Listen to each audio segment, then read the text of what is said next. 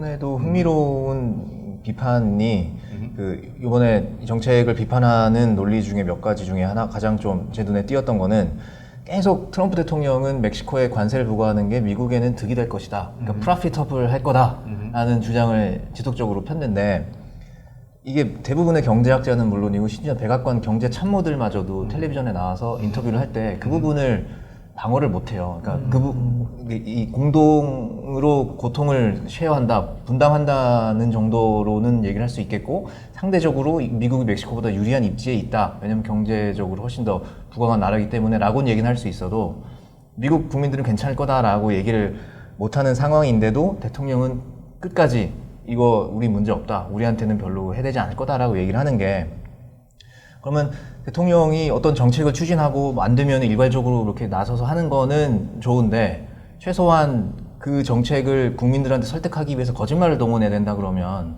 대통령 스스로 본인도 어떤 확신이 처음부터 없었던 것 아니냐. 그러니까 결과적으로 뉴욕타임즈에서 얘기한 어떤 이 처음부터 쇼를 이렇게 계획했던 미리 게 합의된 거를 이제 뭐 그렇게 볼 수도 있는데 지금 사실 멕시코의 경제 상황을 이제 보면은 지난번 요번 퍼스트 쿼터가 마이너스 성장을 했거든요. 1분기에. 네, 그러니까 멕시코도 지금 새로운 대통령이 약간 그 멕시코 퍼스트 약간 좌파 성향의 우파 성향 아니에요? 아니요. 좌파 성향의 네. 그 이제 트럼프 스타일의 그런 대통령. 진보지만? 예, 진보지만 이제 예.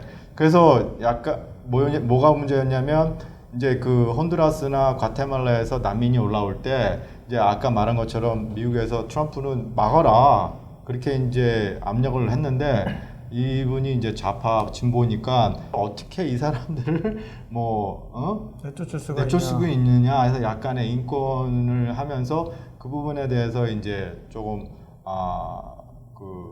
덜 이제 한 거예요. 그래서 조치를. 네, 조치를 한 거예요. 그리고 근데 이제 문제는 뭐냐면 미국에서 이렇게 관세를 때렸을 때 일단은 어쨌든 간에 미국에 대해서 수출을 제일 많이 그러니까 멕시코 입장에서는 제일 많이 수출하는 국가가 미국인데 이 사람을 지지하는 정치 세력이나 사람들이 하는 말이 우리 멕시코인이 왜 혼두라스나 과텔라마라 때문에 우리가 왜 경제적으로 불이익을 당해야 되는지 또 이런 생각할 수도 정치적으로 있겠네요. 압박을 이제 네. 이 사람은 이 대통령한테 하는 거예요. 그러면은 결국엔 이제 멕시코에서는 미국의 조건을 들어줄 수밖에 없는. 그러니까 이제 그런 것들도 이제 사실은 트럼프 대통령이 아까 말한 것처럼 미리 합의한 부분도 있었겠지만 계산을 하고 했다. 그렇죠. 그러니까 결국엔 멕시코가 들어줄 수밖에 없는 지금 경제적인 상황, 정치적인 상황을 다 보고 관세를 하겠다고 했기 때문에 결국엔 사실은 오늘 그러니까 합의할 수밖에 없는 그런 상황으로 미리, 몰아가는 거죠. 그렇죠. 그러니까 미리 예측하고 만들어 놓고 그렇게 했으니까 소위 이제 어떤 미디어에서는 야 트럼프는 진짜 지니어스다, 천재다, 어떻게 저렇게 굉장히 갈리더라고요. 뉴욕타임즈 봤더니 저런 진부한 스타일의 협상을 또 했다. 뭐 이렇게 비판을 또 해놨더라고요. 그렇죠. 똑똑한 사람들이 보기에는 이거는 정말 다 모든 그 수가 보이는 건데 어쨌든 간에 이제 일반 국민들이나 뭐 이제 이 사실은 좀 약간 트럼프 지지자들이 봤을 때는 역시 우리 트럼프 대통령 뭐 이렇게 지금 미국에 이런 많은 난민들 문제 이런 이슈 그다음에 이민법 개정 나중에 말씀드리겠지만 요게 다가 아니라는 거죠. 예, 지금 트럼프가 노리고 있는 또 수는 또 있어요. 네, 그거는 조금 이따가. 네. 아무튼 그 트럼프 대통령이라는 수장을 모시는 입장에서 참모들은 참 골치가 아프겠어요. 그냥 시도 때도 없이 트위터로 갔다가 욕해, 뭐 미디어를 비난해, 그다음에 정책도 그걸로 막 갔다가 이렇게 까고 뒤에서 막 이렇게 백업을 막 이렇게 해야 되는 거 아니에요? 그걸 어떻게 보느냐에 따라 다른 게 뭐냐면 만약에 내가 어떤 트럼프 대통령이 하고 있는 이거에 대해서 정말 반대 견해가 있으면 사표 쓰고 나가야죠. 그러니까 많은 분들이 사표 쓰고 나가고 그냥 충돌하다가 잘리고 나가고 그랬지만 만약에 트럼프 대통령이 하고 있는 게 견해가 비슷하거나 그러면은 그냥 해야 된다. 트럼프 대통령 쫓아다니면서 막 뉴스 미디어 나와서 인터뷰하고 그 뭐지 같이 막 하면 신은 나죠. 오히려. 2년 반이면 익숙할 때 됐죠. 네.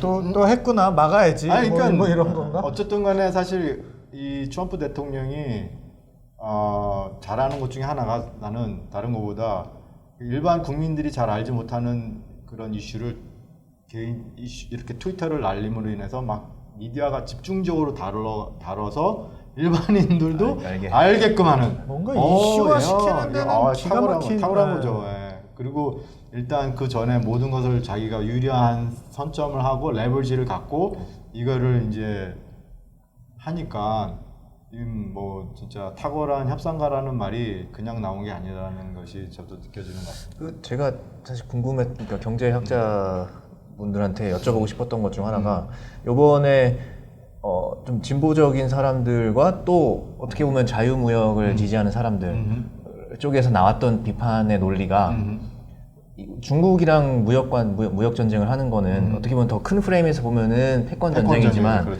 좀 더 협소하게 제한적으로 보자면 어쨌든 통상 이슈에 대한 불공정 무역 그리고 또 지적재산권 침해에 대한 문제를 수정하기 위해서 통상의 수단, 뭐 관세 같은 걸 사용해가지고 협상에 나선다는 거잖아요. 근데 이번 같은 경우는 전혀 어떻게 보면 무관한 그 이민이라는 문제를 해결하기 위해서 이 통상의 수단, 관세라는 카드를 이용한 거죠. 드는 건 그런 거 온당하지 못하다라는 이야기들을 하는데 그게 왜 무슨 뭐 불가침의 성역처럼 이 프리트레이드라는 거가 언제 그렇게 우리가 모시는 위대한 가치가 됐을까라는 생각이 저는 들더라고요. 그래서 뭐 제가 국제무역의 전문가가 아니라서 뭐 자세히 말씀을 드릴 수 없지만 일단 인터내셔널 이코노믹을 하게 되면 프리트레이드가 그러니까 소위 말해서 이제 프리트레이드하고 그게 이제 관세를 매겼을 때 뭐 약간 이제 스몰 컨트리하고 빅 컨트리에 대해서 조금 나오긴 하지만 소위 말해서 이제 그 경제학에서 이제 dead weight loss라는 게 있잖아요. 그러니까 소비자가 만약에 프리트레이드였을 때 누릴 수 있는 토tal 웨퍼가 만약에 관세가 부과가 되게 되면 어쨌든 간에 텍스니까 그만큼 소비자들이 누릴 수 있는 그 그러니까 컨슈머 웰페어가 줄어들고 그다음에 프로듀스 웰페어도 줄어드니까 이건 소사이티 전반적으로 봤을 땐 악이다라고 하는 게 보통 경제학자들이 보는 관점이죠. 근데 뭐 더 케이스 바이 케이스지만 일단 그게 이제 견해고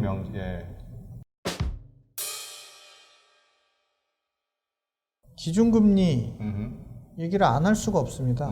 트위터를 통해서 또 뭐 방송을 통해서 트럼프 대통령이 연준을 마치 악처럼 대하고 있는 이 중국에서는 시진핑이 모든 이런 금리를 뱅크 오브 차이나의 뭐 수장처럼 움직이는데 우리는 어떻게 된 거냐 이 연준이 기준금리 올리는 것 때문에 미국 경제가 망해가고 있다 막 이런 식으로 계속 지금 막 기준금리 인하라고 막 압박을 하잖아요. 막 욕도 했다가 뭐 달래지는 않고 계속 지금 그러고 있는데 내려가긴 하겠죠. 내릴 것 같죠. 오늘 CNBC 인터뷰 봤군요.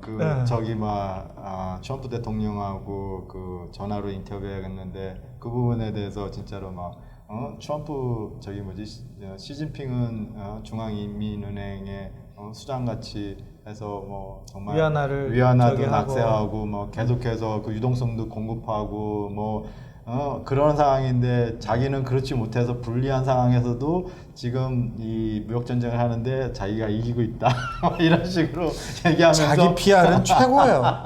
뭐 그러면서 이제 연준을 또 이제 막 몰아세우던데 뭐 어쨌든 간에 지금 미중 무역 그 협상이 틀어지고 그 다음에 또 이제 이번에 멕시코 대한 관세를 부과한다고 난 다음에 지난주 월요일 날인가요? 화요일 날 시카고에서 연준 파월 의장이 관세 무역 전쟁으로 인해서 미국 경제가 하락하게 되면 금리 인하할 수 있는 그 가능성까지 얘기한 거죠. 그러니까 버벌리 했는데 왜냐면 그 전까지는 이제 중시가 하락하고 있었잖아요. 굉장히 많이 이제 거의 나스닥 같은 경우는 거의 한 10% 정도 코렉션 테러테까지 내려갔다가 이제 연준이 꼭 액션을 하지 않더라도 그렇게 놔두지 않겠다. 미국 경제가 불황에 빠지지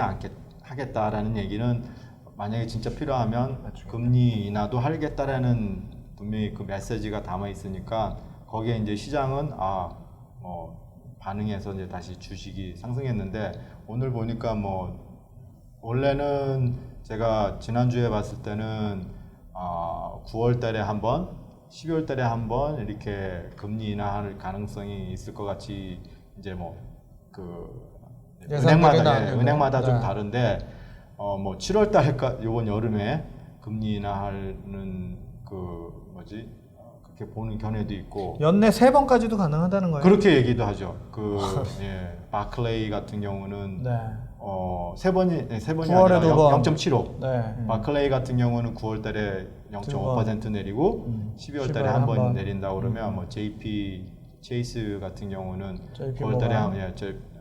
JP 모건 체이스 같은 경우는 9월에 한 번, 12월에 한 번. 이렇게 보는 견해도 있고 아니면은 더 빨리 뭐 7월에 뭐 금리 인하하겠다고 보는 사람들도 있고 근데 지금 어쨌든 간에 시장에서는 연준이 금리 인하하는 거는 그렇게 대세로 지금 보고 있어요. 근데 이제 금리 인하는 하는데 몇 번을 하느냐에 그러니까 대한 어느 정도 할 이슈군요. 거냐 그리고 얼마나 빨리 할 거냐 뭐 이렇게 지금 이제 그게 이제 관점인 것 같아요. 마지막 질문인데요. 그 이번에 어쨌든 멕시코를 대상으로 한 상대로 한 그 관세 부과 이슈가 해프닝으로 끝났잖아요. 근데 이게 끝이 아닐 것 같다라는 느낌도 들고 또 뭐 협의 사항을 제대로 이행을 안 하면 무조건 다시 또 한다. 그렇게도 뭐 이렇게 계속 얘기 하겠죠. 나오고 네. 있는데 조 기자는 좀 어떻게 보십니까?